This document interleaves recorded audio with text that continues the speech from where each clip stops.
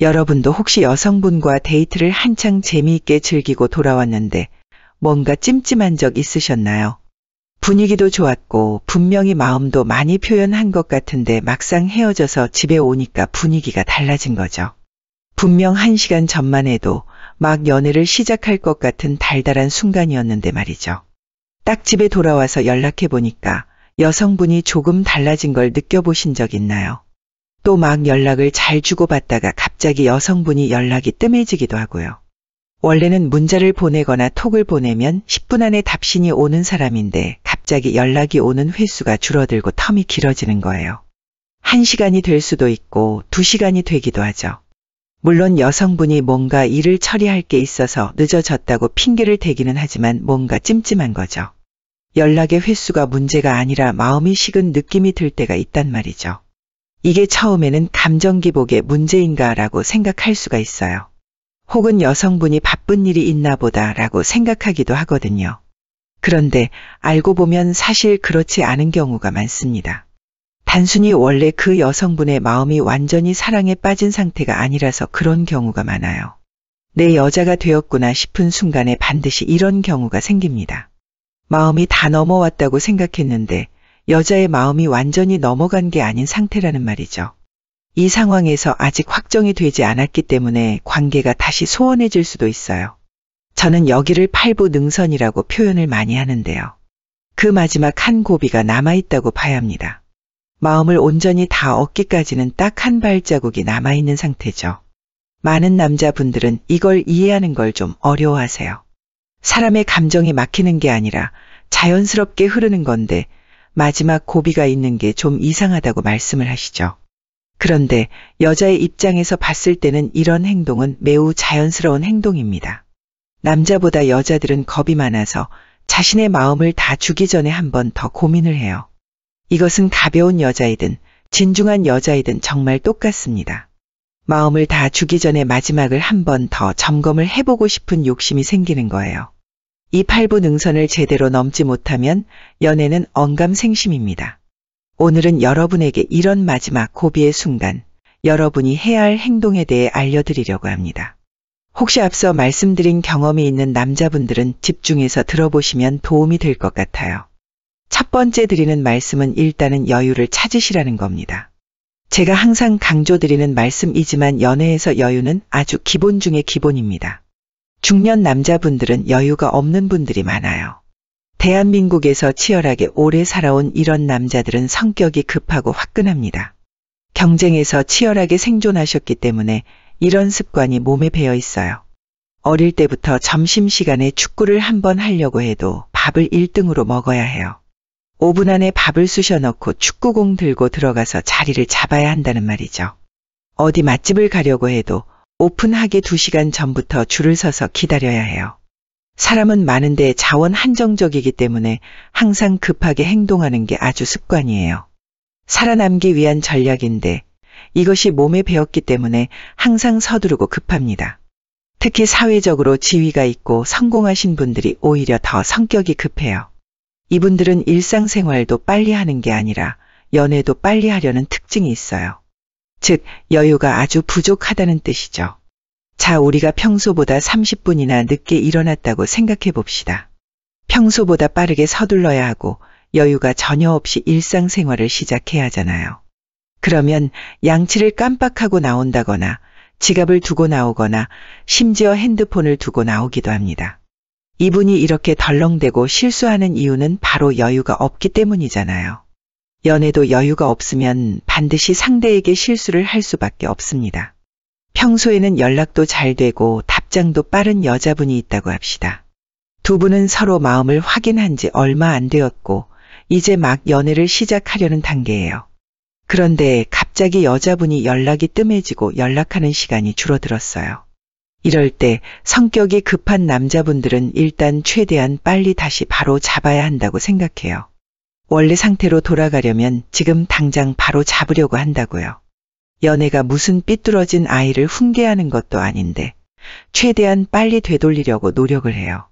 억지로 연락을 계속하면서 상대에게 부담을 주는 거죠. 더 많이 전화하고 더 많이 연락하기도 하고요. 왜 이렇게 연락이 안 되느냐며 불안하다고 은근슬쩍 압박을 주기도 합니다.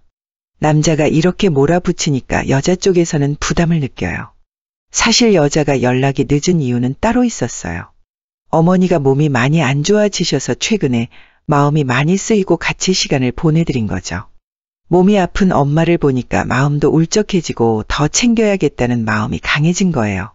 엄마랑 같이 시간 보낼 날이 얼마 안 남았는데 내가 너무 나만 생각하는 건 아닌가 하고 돌아보는 시간을 가진 거죠. 자신을 정비하기 위한 시간을 보내고 있는 그녀에게 압박을 해서는 아무런 도움이 되질 않는데요. 이걸 모르는 남자는 그저 답답하기만 하니까 여자를 몰아붙이기 시작합니다. 여자 입장에서는 이렇게 집착하는 남자의 모습을 보니까 마음이 자연스럽게 멀어지기도 합니다. 연애 초기에는 절대로 상대방을 다 알지를 못해요. 그 사람이 어떤 상황에 있는지, 무슨 일이 있는지 다 공개를 안 한다고요. 여자는 자신의 엄마가 아픈 것이 어떻게 보면 자신이 가진 약점이라고 생각을 하기도 하거든요.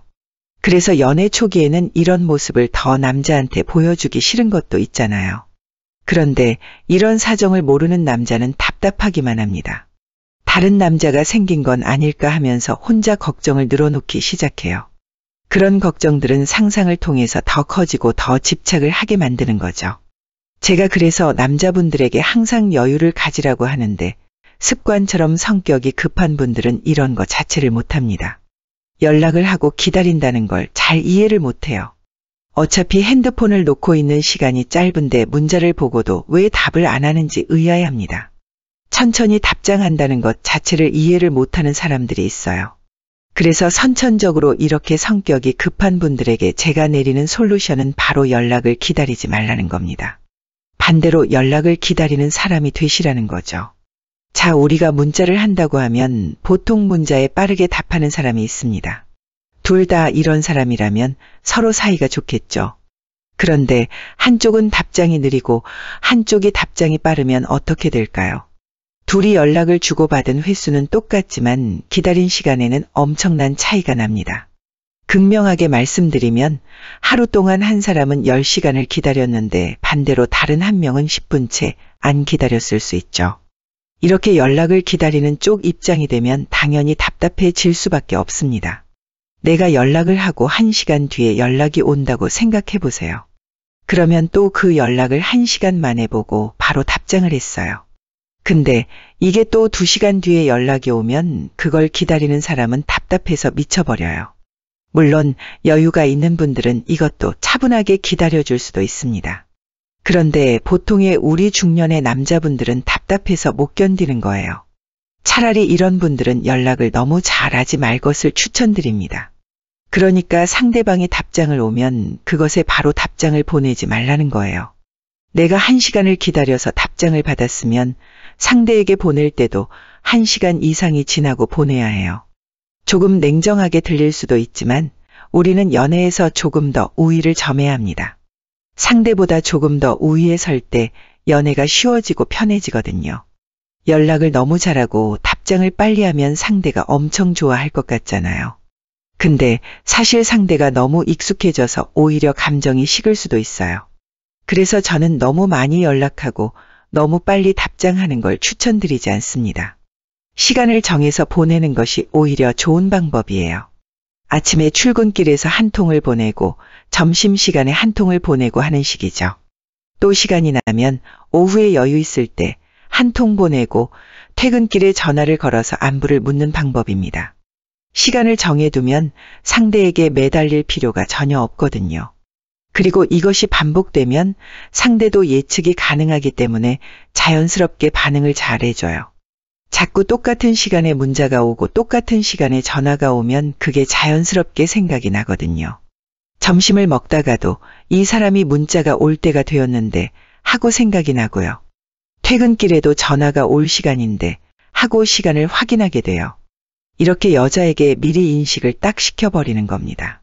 주도권을 완전히 내가 가져올 수 있는 방법이에요. 상대의 답장에 매달리게 되면 주도권을 상대에게 주는 거예요. 내가 기다려야 하고 매달려야 하고 이게 심해지면 집착이 생기게 되는 거죠. 그런데 시간을 정해두고 연락을 하면 상대를 기다리게 만들 수가 있는 거예요. 물론 연애 초반에는 이게 굉장히 힘들어요. 빨리 연락하고 싶고 1분이라도 빨리 목소리 듣고 싶은 마음이 크거든요. 한 번이라도 더 이야기 나누고 싶은데 더 빨리 하려는 욕심이 생겨요. 물론 여러분의 연애에 대한 마음과 열정은 이해합니다만 연애는 열정만 가지고 하는 게 아니에요. 어떻게 보면 열정보다는 사람의 심리를 이용하는 기술이 훨씬 중요합니다. 심리는 생각하는 메커니즘이고 상대방의 생각을 이해하면 연애가 쉬워지는 거거든요. 열정이 과도하면 오히려 화를 불러 일으킵니다. 마찬가지로 상대를 좋아하는 마음이 너무 크면 상대에게 부담이 될 수 있어요. 제발 여유를 가지고 상대를 대해 주셔야 해요. 그리고 제가 말씀드린 대로 시간을 정해서 연락을 하면 엄청난 장점이 있습니다. 사람들은 보통 정기적으로 시간을 보내는 것에 엄청난 의미를 부여합니다. 이것은 하루의 루틴이라고 불리는데 어떻게 보면 습관의 일종입니다. 매일 하는 것들에 대해서는 큰 어려움 없이 해내거든요. 누가 보면 엄청 힘든 일이지만 이걸 매일 하는 사람들은 전혀 어려움이 없어요. 운동선수들이 아침에 일어나자마자 하는 운동들을 보면 저렇게 힘든 걸 어떻게 매일 하느냐는 생각이 들잖아요. 또 아침 새벽부터 일어나서 수영을 다니는 사람을 보면 어떻게 아침부터 찬물에 몸을 담그고 하느냐 생각이 들어요. 그런데 실제로 그걸 하는 사람들의 이야기를 들어보면 전혀 다른 대답이 나옵니다. 5년 넘게 해오던 거라 전혀 부담이 없고 아무런 생각이 없다는 거예요. 오히려 이걸 안 하는 게 이상해서 남들이 보기에는 힘들어 보이지만 안 하는 게 더 힘들다는 거죠. 연락을 주고받는 메커니즘도 이것과 똑같이 만들어야 합니다. 그 여성분의 루틴에 완전히 녹아들게 만드는 게 중요해요. 퇴근하고 당신의 목소리를 듣지 않으면 퇴근길에 행복한 기분이 안 드는 것처럼 만드셔야 합니다. 점심 먹고 당신의 문자를 안 보면 뭔가 찜찜한 생각이 들게 만들어야 한다는 거예요. 안 하는 게 오히려 이상하게 느껴지게 만드는 게 포인트입니다. 여기서 중요한 것은 일상에서 기분 좋은 타이밍에 치고 들어간다는 겁니다. 당연히 사람의 심리적인 특징이 발휘가 되는 포인트인데요. 사람의 기분을 생각해보면 아침에 일어나서 출근을 했을 때 기분이 좋았을 겁니다. 체력도 제일 좋고 상쾌한 기분이 들겠죠. 이때는 아주 연락을 보내기 좋은 시간대입니다. 그런데 일과가 시작되고 업무가 시작되면 점차 스트레스가 쌓이기 시작합니다. 체력이 떨어지면서 기분이 안 좋아지고 점차 에너지가 떨어지게 돼요. 점심시간이 되기 직전까지 기분이 계속 안 좋아지고 있을 확률이 높습니다. 점심을 먹고 기운을 차리게 되는 시간대가 되면 다시 기분을 조금 회복합니다. 이 시점도 연락을 주고받기에 아주 좋은 시간대가 되겠죠. 다시 일과가 시작되고 업무를 하고 회의를 하고 스트레스가 계속 쌓여나갑니다. 피로도가 생기면서 점차 기운이 빠지면서 에너지 레벨이 계속 내려갑니다. 퇴근 무렵까지 일상의 최악의 기분을 느끼고 있을 겁니다. 그러나 걱정하지 마세요. 퇴근 시간이 되면 다시 에너지 레벨이 금방 회복됩니다. 이제 쉴 수 있다는 해방감의 사람은 금세 피로를 잊고 기분을 되찾고 활력이 돌기 시작하거든요. 이 타이밍은 즐거운 대화를 나눌 수 있는 최고의 시간입니다. 이렇게 사람이 일상을 보낼 때 기분 좋은 시간대가 정해져 있거든요. 이런 시간에 연락을 하면서 그녀의 마음을 빼앗아 보세요. 그녀가 당신의 연락을 기다리고 생각나게 만들어야 해요. 당신의 전화를 못 받고 퇴근하는 퇴근길이 양치 못하고 나온 아침같이 어색한 기분이 들게 만드셔야 합니다. 그렇게 되면 당신의 연애가 훨씬 더 쉬워지게 될 겁니다.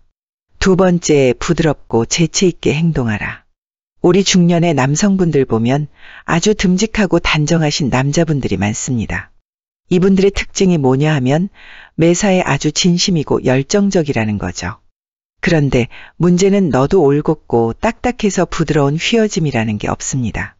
쉽게 말해서 장난치는 법 자체를 몰라요. 즐겁고 재미있는 것보다는 진중하고 진지한 자세로 임하는 분들이 너무 많습니다. 저는 연애도 사실 취미생활의 일종이라고 생각하거든요. 재미있는 연애만큼 좋은 것도 없어요. 그런데 이걸 너무 평생의 반려자를 찾는 기회라고 생각하는 분들이 많아요. 너무 가벼워서도 안 되지만 너무 무거울 필요는 없잖아요. 아주 진지하게 접근하면 상대 입장에서는 재미가 없어져요. 내가 연애를 즐겁고 재미있으려고 하는 건데 이게 무슨 면접 보는 것도 아니고 딱딱해질 필요가 있나 싶은 거죠. 남자분들이 가벼운 사람을 정말 싫어하더라고요. 중년의 남자가 장난을 치는 것만큼 가벼운 행동은 없다고 생각하는 것 같아요. 그런데 장난스러운 행동은 사실 엄청나게 매력적입니다. 장난스럽다는 것 자체가 사람이 여유가 있고 유머가 있다는 증거거든요. 또 옆 사람의 기분도 좋게 만들어준다는 특징이 있어요. 여자들은 항상 자신을 웃게 만들고 즐겁게 만들어주는 사람을 좋아해요. 이것은 세상의 어느 여자들이나 똑같습니다. 우리나라 개그맨들을 봐도 최고의 미인들과 결혼하는 경우가 많잖아요. 그만큼 여자들은 웃기고 재미있는 사람에게 엄청나게 높은 평가를 하는 경향이 있어요. 그리고 우리가 연애하기 전에 감정을 표현할 때 너무 무게를 잡으면 상대가 부담을 느껴요. 조금은 가볍지만 재미있게 전달하는 것도 큰 도움이 됩니다. 중년의 남자라면 연애에 대해 어느 정도 경험이 쌓였고 상대방과의 소통이나 감정 표현에도 익숙할 거라고 착각을 많이 하는데요.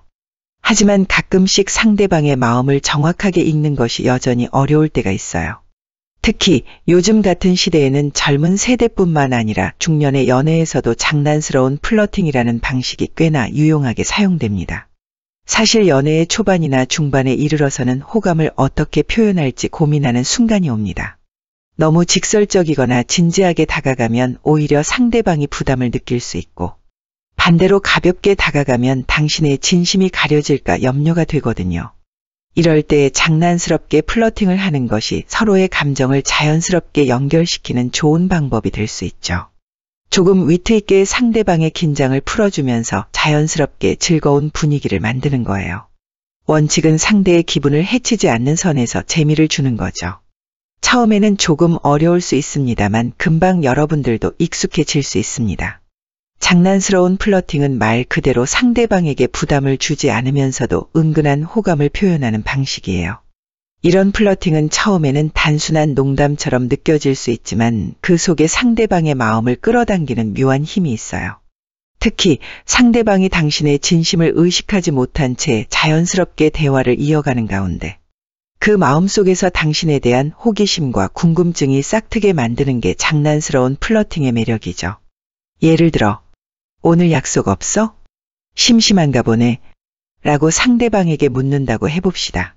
이 말은 겉으로 보기엔 그냥 농담 같지만 상대방은 이 질문을 받으면서 당신이 나에게 관심을 갖고 있다는 걸 은연중에 느끼게 됩니다.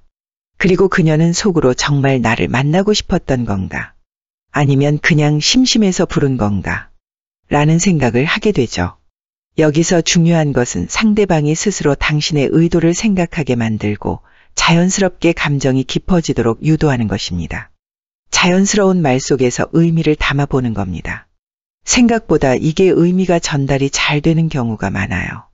오히려 진지하게 이야기하는 것보다 훨씬 감정을 자극할 수 있거든요. 원래 너무 진지한 분위기가 되면 사람들은 가볍게 분위기를 전환하려고 하고요. 또 조금 가벼운 분위기가 되면 진지한하게 생각해보는 시간을 갖게 되거든요. 많은 분들이 중년에 접어들면서 연애는 젊었을 때와 다르게 더 진지하고 신중해야 한다고 생각하잖아요. 물론 나이가 들면서 경험도 쌓이고 관계에 대한 이해도가 높아지는 건 맞아요. 하지만 때로는 지나치게 진지한 태도가 오히려 상대방에게 부담을 줄 수 있어요. 이럴 때 장난스러운 플러팅은 당신의 진심을 조금 더 가볍게 하지만 충분히 매력적으로 전달할 수 있는 좋은 도구가 될 수 있어요. 이게 특히 다른 남자들이 하지 않는 엄청난 매력이 되거든요. 보통 어릴 때는 장난스러운 남자가 인기가 별로 없어요. 다 장난을 많이 치고 애들 같아 보니까 여자들이 봤을 때는 장난치는 남자가 매력이 없거든요. 자기보다 정신연령도 어린 것 같아서 싫어해요. 젊은 여자들은 그래서 진지하고 진중한 남자들을 선호하는 경향이 많아요. 근데 여자들도 나이가 들면 삶의 무게가 무거워지거든요. 이런 삶의 무게가 무거워진 여자들은 가볍게 즐길 줄 아는 남자들을 선호하는 경향이 있어요. 즐겁고 재미있고 위트 있는 남자를 원하는 거죠. 또래와 반대로 가는 것은 우위에 설 수 있는 좋은 방법 중에 하나입니다. 그래서 똑똑한 남자들은 젊었을 때는 진지하게 다가가고 나이가 들면 가볍게 다가갑니다. 그런데 실제로 많은 중년 남성들이 연애를 할 때 감정을 너무 깊이 숨기거나 진지하게 표현하는 경향이 있어요.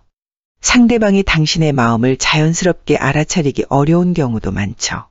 반면 장난스러운 플러팅은 그 부담을 덜어주면서도 당신의 진심을 간접적으로 전달하는 효과를 발휘합니다. 상대방은 가벼운 말 속에서 당신의 호감을 느끼고 자신도 모르게 그 감정에 조금씩 마음을 열게 되죠. 또한 이런 플러팅 방식은 상대방에게 당신의 일관된 관심을 보여주는데도 효과적이에요. 진지한 감정 표현은 필요할 때 중요한 역할을 하지만 가벼운 장난과 농담은 일상 속에서 두 사람의 관계를 더욱 부드럽고 자연스럽게 만들어줘요. 실제로 예를 들어서 설명을 드리면 훨씬 이해하기 쉬울 것 같아요. 보통 데이트 신청은 진지하게 하는 것이 맞다고 생각하는 분들이 많아요. 하지만 이번 주말에 뭐해? 나 심심한데 같이 놀까? 와 같이 가볍게 말한다면 상대방은 그냥 심심해서 나를 부르는 건가? 라고 생각하면서도 동시에 당신이 데이트를 원한다는 사실을 인지하게 됩니다. 여기서 상대방이 그럼 나 아니었으면 다른 사람을 만났겠네 라고 장난스럽게 받아칠 수도 있는데 이때 당신이 아니지 너랑 같이 있어서 심심한 게 아니야 라고 말하면 자연스럽게 호감을 표현할 수 있죠. 또 예를 들어서 관심 있는 주제에 대해 얘기한다고 가정해 볼게요. 만약 상대방이 좋아하는 음식이나 취미를 알고 있다면 이를 장난스럽게 활용해 볼 수 있어요. 예를 들어, 너 요즘 그 드라마 본다며. 그래서 요즘 나한테 연락도 뜸하네. 라고 농담을 던지면 상대방은 당신이 나를 신경 쓰고 있다는 것을 알게 되죠. 그리고 대화가 더 이어지면서 자연스럽게 데이트나 만남으로 연결될 수 있습니다. 그러나 장난스러운 플러팅이 유효하다고 해서 항상 그것만 사용하는 것은 좋지 않아요. 관계의 진전에는 여전히 진지한 대화와 깊이 있는 감정 표현이 필요하죠. 너무 장난만 치면 이것도 매력이 없거든요. 근데 여러 장난들 가운데서 딱 한 번은 진지할 필요가 있긴 해요. 그러면 그 진지함이 강력하게 발휘되기 때문입니다. 이런 장난스러운 플러팅은 어디까지나 도움을 줄 뿐 해결책은 아니에요. 결정적인 장면에서는 진지하게 다가갈 필요가 반드시 있습니다. 그러니까 이것은 어떻게 보면 분위기를 만드는 방법이라고 생각하시면 됩니다. 장난스러운 플러팅은 그저 감정에 첫 발을 떼는 과정에서 필요한 거죠. 또는 일상적인 대화 속에서 서로의 감정을 유지하고 새롭게 만들어 나가는 하나의 도구일 뿐입니다. 특히 중년의 연애에서는 상대방이 당신에게 느끼는 신뢰와 안정감이 중요한 역할을 해요. 진심을 표현하되 그 속에 가끔씩 가볍게 던지는 농담과 장난은 두 사람의 관계를 더욱 부드럽고 자연스럽게 이어가게 도와줄 거예요. 연애는 나이에 상관없이 언제나 미묘한 감정의 줄다리기를 포함합니다. 50대라고 해서 연애가 젊은 시절보다 덜 흥미롭거나 덜 설레는 것은 아니죠. 오히려 더 많은 경험을 바탕으로 상대방을 이해하고 더 깊은 관계를 만들어갈 수 있는 시기가 바로 지금입니다. 그렇게 조금 가벼운 농담을 섞어가며 서로의 마음을 잇는 그 미묘한 감정을 충분히 즐겨보는 것도 좋지 않을까요? 이런 묘한 감정의 줄다리기가 능숙해지면 연애가 훨씬 쉬워집니다. 여자의 마음을 얻는데 엄청나게 효과적이거든요. 마지막으로 제가 말씀드릴 이야기는 바로 섹시한 남자가 되라는 겁니다. 섹시하다는 것은 단순히 성적인 것만 의미하는 것이 아니라 이성적으로 느껴지는 게 중요하다는 뜻이에요. 여자들은 단순히 얼굴이나 몸을 보고 이성적인 매력을 느끼지 않아요. 그것은 정말 1차원적인 생각이고 대부분의 남자분들은 좀 이런 게 있는 것 같더라고요.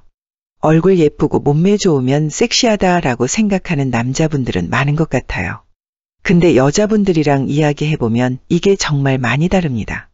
목소리가 굵직한 남자를 섹시하다고 이야기하는 분들도 있고요.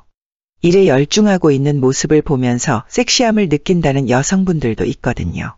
사실 섹시함이라고 하면 대부분의 사람들이 외모, 특히 얼굴이나 몸매를 먼저 떠올리곤 하잖아요. 물론 비주얼적인 요소가 중요한 역할을 하긴 하지만 섹시함은 단순히 외적인 것만으로 정의되지 않아요. 어떻게 보면 여성들은 외모만으로 이성적인 매력의 전부라고 생각하지 않는 것 같아요. 여자에게 외모에서 이성적인 측면으로 본다면 딱 두 가지가 중요해요. 거의 공통적으로 모든 여자분들이 아마 똑같이 이야기하실 건데요. 일단 여자보다 마른 남자는 제외가 됩니다. 또 여성보다 키가 작은 남자는 제외가 되는 경우가 많아요. 물론 아니라고 하시는 분들도 있겠지만 대부분의 경우 이거는 꼭 집어내시더라고요. 이성적으로 보이기 위해서는 키도 상대적으로 여자보다 크고 몸무게도 많이 나가는 게 유리하다는 뜻입니다. 근데 이것은 상대적인 것이기 때문에 그렇게 어려운 조건은 아니라고 생각해요. 많은 사람들이 섹시한 남자를 떠올릴 때 흔히 신체적인 매력을 생각하잖아요. 남자들의 직각 어깨, 근육질의 팔과 허벅지, 그리고 핏줄이 도드라진 손목이나 목젖 등은 여자들이 느끼는 대표적인 신체적 섹시함의 요소이긴 한데요. 키가 크거나 여성들이 가질 수 없는 남성적인 특징들을 볼 때 그게 성적인 매력으로 다가오는 경우가 많죠. 하지만 이런 신체적 매력은 한계가 있습니다. 아무리 노력해도 타고난 체형이나 외모가 완벽하지는 않을 수 있죠. 그리고 외모만으로는 상대방에게 깊은 인상을 남기기 어렵습니다. 외모가 평범하거나 특별히 눈에 띄지 않아도 섹시해 보일 수 있는 이유는 따로 있어요. 그건 바로 분위기입니다. 섹시함은 얼굴에만 있는 것이 아니라 그 사람이 풍기는 분위기와 태도에서 비롯되기도 하거든요. 사람마다 자신이 가진 분위기라는 것이 있는데요. 이 분위기로 상대에게 이성적인 매력을 뿜어낼 수 있는 거예요. 그런데 이 분위기는 사람마다 다르기도 하고 상황에 따라 달라지기도 합니다. 여자들은 이런 분위기에 약하다고들 많이 이야기를 하잖아요. 그래서 남자분들 중에 연애 고수분들은 이 분위기를 활용을 엄청나게 잘하는 특징이 있습니다. 로맨틱한 장소에서는 로맨틱한 남자로 변신할 줄 아는 분들이죠. 우리가 사실 이성적인 매력을 하루 종일 어필할 필요는 없습니다. 필요한 순간에 적절한 타이밍의 매력을 어필하는 게 중요한 거잖아요. 그렇기 때문에 분위기를 잡는 순간에 이성적인 매력을 어필해서 여자분의 마음을 휘어 잡으면 됩니다. 분위기 잡는 것은 얼굴도 필요 없고 몸매도 필요 없어요. 그 순간의 느낌으로 다가가는 게 가장 중요한 포인트거든요. 물론 이것을 처음 하는 분들은 조금 어색하긴 한데요. 그래도 여자의 마음을 낚아채기 위해서는 반드시 필요한 과정이라고 꼭 말씀드리고 싶어요. 일단 섹시한 남자의 가장 두드러진 특징 중 하나는 바로 눈을 피하지 않는 능력이에요. 분위기를 잡는 순간을 상상해 보세요. 남자가 눈을 피하면서 고개를 떨구고 자신 없는 모습을 보여주나요? 로맨틱한 순간에는 상대의 눈을 마주보고 자연스럽게 미소를 지어주는 것만으로 충분합니다. 대화를 할 때 상대방의 눈을 마주치는 것은 매우 중요한 매력 포인트인데 많은 사람들이 이걸 간과하곤 해요. 평범해 보이는 사람이라도 대화할 때 눈빛을 마주치고 자연스럽게 이어가는 방식은 그 사람을 섹시하게 보이도록 만들죠. 반면 눈을 자주 피하거나 어색하게 시선을 돌리면 아무리 잘생긴 사람이라도 매력을 크게 잃게 됩니다. 눈빛은 감정의 창이라고들 하죠. 상대방의 눈을 마주치는 순간 그 사람의 자신감, 진심 그리고 감정이 전달되기 마련이에요. 특히 긴장감과 설렘이 공존하는 순간 자연스러운 아이 컨택은 상대방에게 깊은 인상을 남길 수 있어요. 여러분도 느껴보신 적 있으실 거예요. 저녁에 가볍게 술 한 잔 곁들이면서 이야기를 나누면서 오고 가는 눈빛을 말이죠. 여자들은 약간 분위기가 올라오면 미묘한 긴장감을 느껴요. 평소에는 별로라고 생각했던 남자라고 해도 이런 순간만큼은 멋있어 보이거든요. 사실 멋있어 보이는 것보다 중요한 것이 바로 그 순간의 떨림이에요. 여자들이 설레이는 포인트에 진한 눈맞춤으로 상대를 긴장하게 만들어야 해요. 눈을 마주친 상대가 약간 부끄러워하는 모습을 보인다면 당신이 성공하고 있다는 겁니다. 보통 여자들은 수줍은 상태가 되기도 하고 약간 부끄러워하거든요. 더 좋은 것은 약간의 스킨십을 곁들여주는 것도 필요합니다. 확신에 가까운 야릇한 분위기가 연출된다면 손을 가볍게 터치하면서 이야기하는 것도 좋아요. 가벼운 스킨십은 여성과의 심리적 거리감을 줄여들게 만들어주거든요. 강력한 눈빛과 반대되는 가벼운 스킨십은 남자분들의 필살 전략이라고 생각하시면 됩니다. 멋진 음식점에서 늦은 밤, 술 한 잔을 곁들이며 무르익는 분위기라면 실패란 있을 수 없습니다. 사실 이것들은 대부분 사전 준비 작업이 필요할 뿐이에요. 만든 분위기가 그날의 로맨스를 결정하기 때문에 철저한 사전 준비가 필요합니다. 사전 준비가 완료된 상태에서 마지막에 눈빛으로 도장을 찍는 겁니다. 여자는 남자의 눈빛에서 나오는 미묘한 긴장감 속에서 당신에게 설렘을 느끼게 될 겁니다. 하지만 여기서 중요한 것은 무리하게 시선을 고정하는 것이 아니라 자연스럽게 눈을 맞추고 적절히 시선을 돌리는 것입니다. 눈을 피하지 않으면서도 대화를 이끄는 능력은 섹시함의 중요한 요소 중 하나거든요. 또 섹시함을 느끼게 만드는 또 다른 중요한 요소는 바로 차분한 자신감입니다. 섹시한 남자는 과하게 자신을 드러내거나 시끄럽게 행동하지 않아도 그 존재감만으로도 충분히 매력을 발산합니다. 대화를 할 때도 목소리를 높이거나 과장된 몸짓으로 어필하는 것이 아니라 침착하고 차분한 태도로 상대방을 대합니다. 이런 차분한 자신감은 상대방에게 안정감을 주고 그 안에서 무언가 특별한 매력을 느끼게 만듭니다. 말수가 많지 않더라도 말을 할 때마다 짧고 간결하게 전달하는 태도는 오히려 더 강렬한 인상을 주죠. 이는 상대방에게 이 사람은 자신에 대한 확신이 있구나 라는 메시지를 전달하며 그 자체로 섹시하게 느껴집니다. 제가 앞서서도 말씀드렸다시피 말 많은 남자들은 여자가 별로 안 좋아해요. 말 많고 수다스러운 남자들은 이런 섹시함과 거리가 너무 멀어요. 조용하면서 진중한 자세에서 여성들은 남자의 매력을 느끼거든요. 일상 대화에서 불필요하게 많은 설명을 늘어놓기보다는 짧고 명확하게 자신의 생각을 표현하는 것이 오히려 더 매력적으로 다가옵니다. 이런 차분함과 절제된 자신감은 어떤 상황에서도 당신을 섹시하게 만들어주는 요소예요. 섹시한 남자들이 갖춘 또 하나의 중요한 요소는 자신만의 스타일입니다. 무조건 유행을 따르기보다는 자신에게 어울리는 스타일을 알고 그걸 잘 소화하는 남자는 외적인 요소와 상관없이 매력적입니다. 예를 들어 잘 맞는 셔츠 하나만 입어도 자신의 체형에 맞는 핏과 깔끔한 스타일링이 중요한 역할을 하죠. 이는 자신에 대한 확신과 자신감에서 비롯된 매력입니다. 보통 우리 남자분들 보면 그냥 옷을 너무 아무렇게나 입고 다니는 분들이 있어요. 근데 꼭 아셔야 할 게 하나 있는데 옷에 조금 신경을 쓰는 것도 필요합니다. 그렇다고 너무 꾸미면 그것도 역효과가 일어나긴 합니다. 여자들의 기준은 아주 단정하고 깔끔한 스타일이면 된다는 거예요. 가장 무난한 스타일이 가장 원하는 스타일이라는 거죠. 섹시함은 단순히 외모나 옷차림에서만 나오는 것이 아니라 자신의 개성과 스타일을 잘 이해하고 그것을 자연스럽게 표현하는 능력에서 비롯됩니다. 굳이 많은 장식을 하지 않더라도 자신이 가진 매력을 극대화할 수 있는 방법을 알고 있는 사람이 섹시하게 느껴지는 것이죠. 막 열심히 꾸미면 오히려 더 여성스럽다고 생각하는 경우가 많아요. 깔끔하고 단정한 옷차림으로 무심한 매력을 뽐내는 게 중요합니다. 마지막으로 섹시한 남자들의 공통점 중 하나는 행동 속에서 드러나는 배려심과 여유입니다. 섹시함은 때로는 아주 작은 행동에서 드러나기도 하거든요. 문을 열어주거나 상대방의 이야기를 잘 들어주는 모습, 그리고 상대방의 필요를 미리 알아차리고 행동으로 보여주는 배려는 남성적인 섹시함의 중요한 요소예요.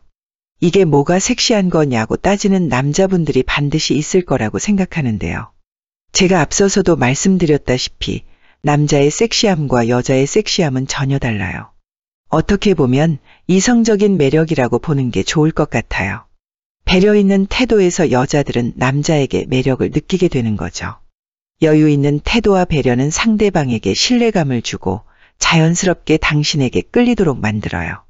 특히 나이가 들면서 연애나 인간관계에서 중요한 것은 상대방에게 편안함과 안정감을 주는 것인데 섹시한 남자들은 이런 부분에서 여유를 가지고 상대를 배려할 줄 알거든요. 여유로움과 배려심은 매력적일 뿐만 아니라 그 자체로 섹시함을 더욱 부각시키죠. 결론적으로 섹시한 남자가 갖춰야 할 요소는 외적인 신체 조건만이 아닙니다. 내가 남들보다 키가 작고 못생겼다고 해서 섹시하지 않다는 게 아닙니다. 즉, 이성적인 매력은 외모에서 나오는 게 아니라는 겁니다. 남성들은 이성적인 매력을 외모에서 찾는 경우가 많지만 여자의 경우에는 아주 다양하다는 거예요. 물론 잘생긴 얼굴이나 근육질의 몸매도 중요한 매력 포인트가 될 수 있지만 진정한 섹시함은 눈빛, 차분한 자신감, 자신만의 스타일 그리고 배려심에서 나오거든요. 얼굴이 평범하더라도 이런 요소를 갖춘 사람은 충분히 매력적이고 섹시해 보일 수 있습니다. 오늘 이야기한 이 몇 가지 포인트를 기억해 보세요. 외모나 나이에 상관없이 당신도 충분히 섹시한 남자가 될 수 있어요. 중요한 것은 자신을 있는 그대로 사랑하고 그 안에서 자신만의 매력을 어떻게 발산할지를 고민하는 거예요. 연애에서도 사람들과의 관계에서도 섹시함은 언제나 강력한 무기가 될 수 있습니다. 오늘 이렇게 여러분들과 여성의 매력을 확실하게 어필하는 방법에 대해서 알아봤는데요. 여러분들에게 도움이 되었으면 좋겠습니다. 또 좋은 의견이나 경험담도 댓글로 많이 남겨주세요. 저희 구독자분들에게 큰 도움이 될 겁니다. 시청해주신 여러분 진심으로 감사합니다.